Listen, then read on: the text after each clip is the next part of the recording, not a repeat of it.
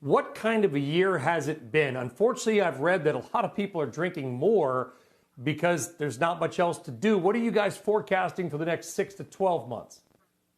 Well, you're right, and good morning. Thank you for having me on. It's been a topsy-turvy year, that is for sure. In the beginning, it was difficult for us to plan and get all the beer out of our breweries, but we've got really good at it over the last 5 months. We know how to operate in the middle of a pandemic, and I'm feeling pretty good about where we are right now in terms of beer supply.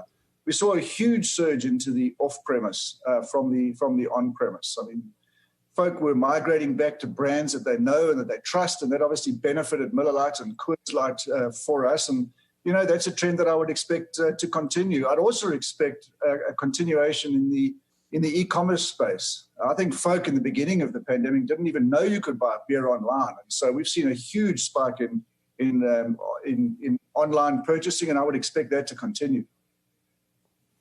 The average rating on your stock is a hold. The average price is $5 less than your current price. To put it bluntly, the average analyst community has completely whiffed on your stock. What have analysts gotten wrong about Molson Coors?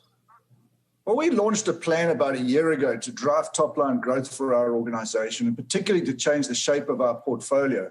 And we've done that over the last year, despite the pandemic. And we have 3 of the top 10 new brands in Nielsen for the last 4 weeks: Blue Moon, Light Sky, Vizzy, and Coors Seltzer. We've also done a number of deals over the last 2 months, all in the direction of improving our above-premium portfolio.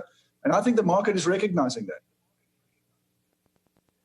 We look at Molson Coors. Look at the name, Molson Coors. 2 beers. You guys got together, but yet here we are talking about hard seltzers and all these combination spirits. Do we need to maybe stop thinking of you guys as a beer company? Maybe a name change is in order, Gavin. And I'm only half kidding, because your sales mix continues to evolve dramatically toward non-beer items.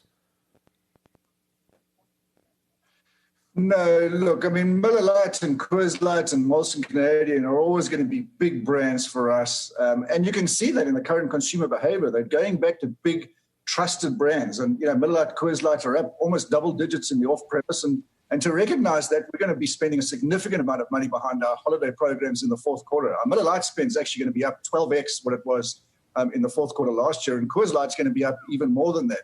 Having said that, the seltzer market is big and it's growing, and we've got currently 2 seltzers in play, and we've got another 2 coming. And when those 2 come out next year, we think we'll have the most differentiated seltzer portfolio in the market. But Miller Lite, Coors Light, Molson Canadian, they're always going to be important to us. Shepard Smith here. Thanks for watching CNBC on YouTube.